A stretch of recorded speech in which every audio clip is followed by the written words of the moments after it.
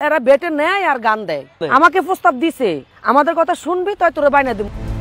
মহান আল্লাহকে নিয়ে কটূক্তির প্রতিবাদে বাউল শিল্পী আবুল সরকারের বিচারের দাবিতে যখন সারা দেশের মানুষ ফুঁসে উঠেছে, ঠিক তখনই পুরুষ বাউল শিল্পীদের নিয়ে বিস্ফোরক মন্তব্য করেন আরেক নারী বাউল শিল্পী হাসিনা সরকার।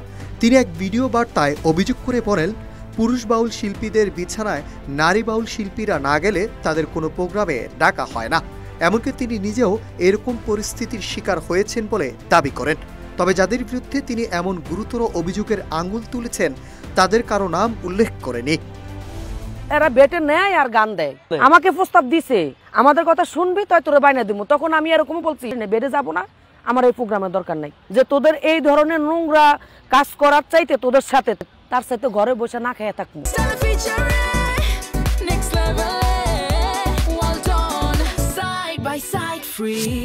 অভিযোগে হাসিনা সরকার বলেন, বাউলদেরকে বলতাম আমার তো প্রোগ্রাম নাই, আমার দিকে একটু খেয়াল রাখেন। তখন তারা বলতেন, যদি খেয়াল রাখতে হয় তাহলে কথা শুনতে হবে, যখন ডাকি তখন আসতে হবে। আমি বলি আসলে কি হবে? তখন তারা বলেন, এটা কি খুলে বলতে হবে? আমি তখন বলেছি মাপও চাই, দোয়াও চাই। ওই ধরনের প্রোগ্রাম আমার দরকার নাই।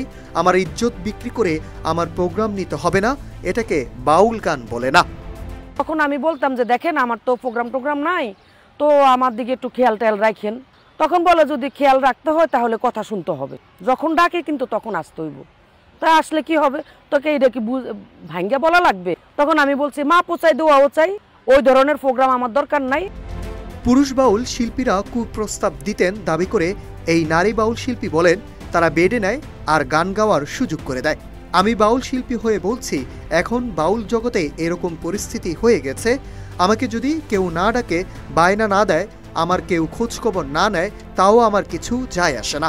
হাসিনা সরকারের ভাষায় আমাকেও বাউলরা এরকম কুপ্রস্তাব দিয়েছেন।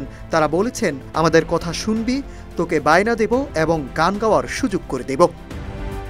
আল্লাহর কথার কোনো গুয়া মাথা আমি কিছুই পাই না। সম্প্রতি যাত্রাপালার একটি মঞ্চে মহান আল্লাহকে নিয়ে কটূক্তি ও অশালীন মন্তব্য করেন বাউল শিল্পী আবুল সরকার।